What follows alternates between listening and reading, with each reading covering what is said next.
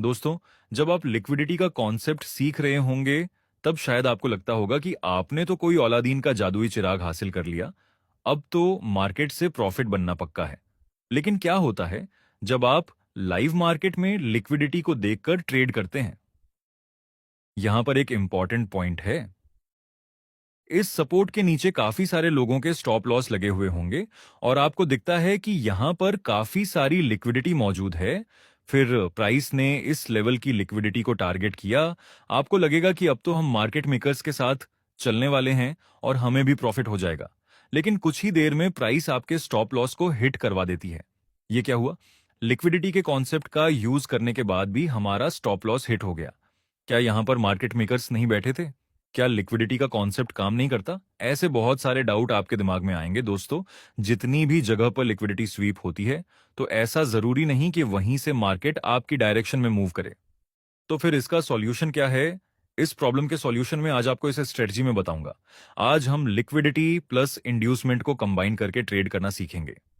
जब आप सिर्फ लिक्विडिटी का यूज करके ट्रेड करते हैं, तो वहां पर आपको ज्यादा कुछ प्रॉफिट हाथ नहीं लगता और यह बात सच भी है। सिर्फ लिक्विडिटी अपने आप में कुछ नहीं है। हमें लिक्विडिटी के साथ साथ दूसरे फैक्टर को अलाइन करना पड़ेगा, तभी हम प्रॉफिट बना पाएंगे। तो चलिए समझते हैं आज की पावरफुल स्ट्रेटेजी।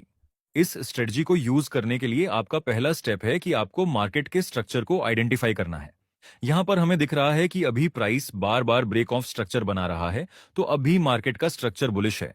दूसरा स्टेप दूसरे स्टेप में आपको इंड्यूसमेंट को फाइंड करना है और आपको पता होना चाहिए कि इंड्यूसमेंट ब्रेक ऑफ स्ट्रक्चर होने के बाद ही बनता है। इस लेवल का अभी अभी ब्रेक ऑफ स्ट्रक्चर हो चुका है, तो जब प्राइस अपने पहले पुल बैक को ब्रेक करेगा, तो उसी लेवल पे हमारा इंड्यूसमेंट बन जाएगा। ब्रेक ऑफ स्ट्रक्चर मिलने के बाद पहले पुल बैक के ब्रेक डाउन को हम इंड्यूसमेंट कहते हैं।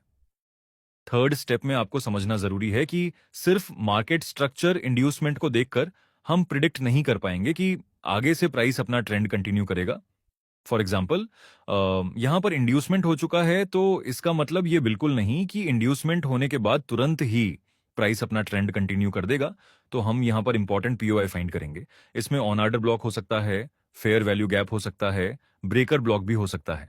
तो इस तरह से आपको थर्ड स्टेप में इंपॉर्टेंट पीओआई को फाइंड करना है। आप इंपॉर्टेंट पीओआई में supply demand, support resistance, important trend line, valid moving average का सपोर्ट रेजिस्टेंस, ये भी चेक कर सकते हैं। तो ये हो गया आपका थर्ड स्टेप। और आखिरी स्टेप में हमें समझना है मार्केट स्ट्रक्चर शिफ्ट और लिक्विडिटी स्वीप को। देखिए दोस्तों, ये जो सेटअप है जिसमें हमने स्ट्रक्चर मैपिंग किया, इंड्यूसमेंट फाइंड किया, इंपॉर्टेंट पीओआई फाइंड किया, वह हाई टाइम फ्रेम का चार्ट होना चाहिए। और जब हम एंट्री करते हैं, जो कि हम स्मॉल टाइम फ्रेम में करेंगे, तो वहां पर हमें स्ट्रक्चर शिफ्ट होने का वेट करना चाहिए। अगर मैं इस पुलबैक की बात करूं, तो यही पुलबैक स्मॉल टाइम फ्रेम में प्रॉपर बियरिश स्ट्रक्चर में दिखाई देगा। तो फिर यहां पर जब प्राइस अपने सेंटर स्विंग को ब्रेक करेगा, तो यहां पर हो जाएगा मार्केट स्ट्रक्चर शिफ्ट। और यही जगह पर हमें दो बार लिक्विडिटी को टारगेट करता हुआ प्राइस दिखाई देगा। पहली बार जिन्होंने यहां पर बाय किया होगा, उन सारे रिटेलर्स के स्टॉप लॉस हिट हुए होंगे।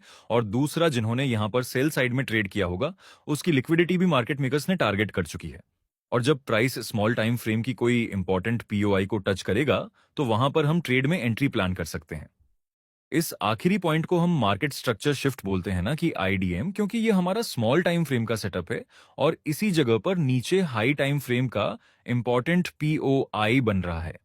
जिस वजह से जब प्राइस स्मॉल टाइम फ्रेम में अपने आखिरी स्विंग को ब्रेक करता है, तो उसे हम मार्केट स्ट्रक्चर शिफ्ट बोलते हैं, ना कि आईडीएम।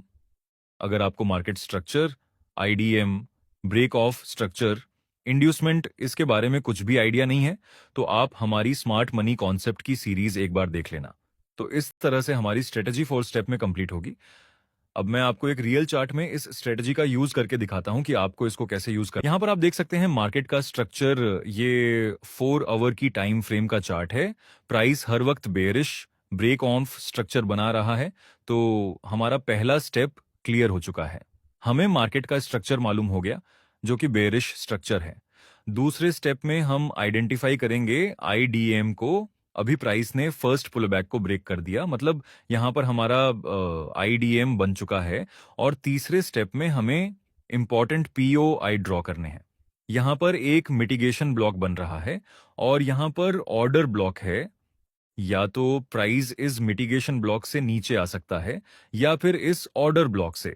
अब हम एंट्री करने के लिए स्मॉल टाइम फ्रेम यानी 1 आवर में चार्ट को शिफ्ट करेंगे। दोस्तों, हायर टाइम फ्रेम का जो पुल बैक था वह स्मॉल टाइम फ्रेम में प्रॉपर बुलिश स्ट्रक्चर में दिखाई दे रहा है, जिसके ऊपर मिटिगेशन ब्लॉक का पीओआई है। नेक्स्ट, स्मॉल टाइम फ्रेम में प्राइस ने फर्स्ट पुल बैक को ब्रेक किया, तो इसे हम कहेंगे मार्केट स्ट्रक्चर शिफ्ट। और फिर यह स्मॉल टाइम फ्रेम के पीओआई पर हमें एक बेयरिश और कॉन्फर्मेशन कैंडल का सिग्नल मिला, तो यहां पर हम सेल में ट्रेड कर सकते हैं। हमारा स्टॉप लॉस इस कैंडल के हाई से ऊपर और टारगेट हम हायर टाइम फ्रेम के सपोर्ट के पास रख सकते हैं। अगला एग्जांपल देखते हैं दोस्तों।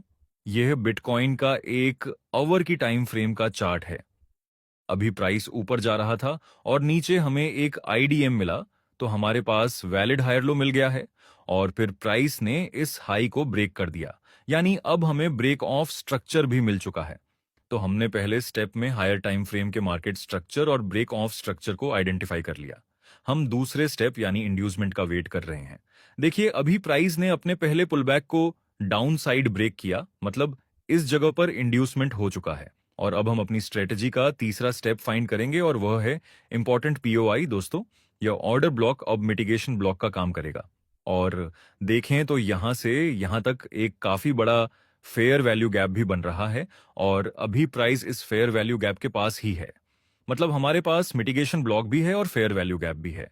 जनरली इतना बड़ा फेयर वैल्यू गैप बनता है तब हम फेयर वैल्यू गैप के 50% को यूज करते हैं, जो कि काफी नीचे है।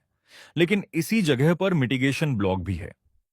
हो सकता है कि प्राइस इस मिटिगेशन ब्लॉक से रिजेक्शन फेस करें या फिर इस फेयर वैल्यू गैप के 50% एरिया से रिजेक्शन फेस करें।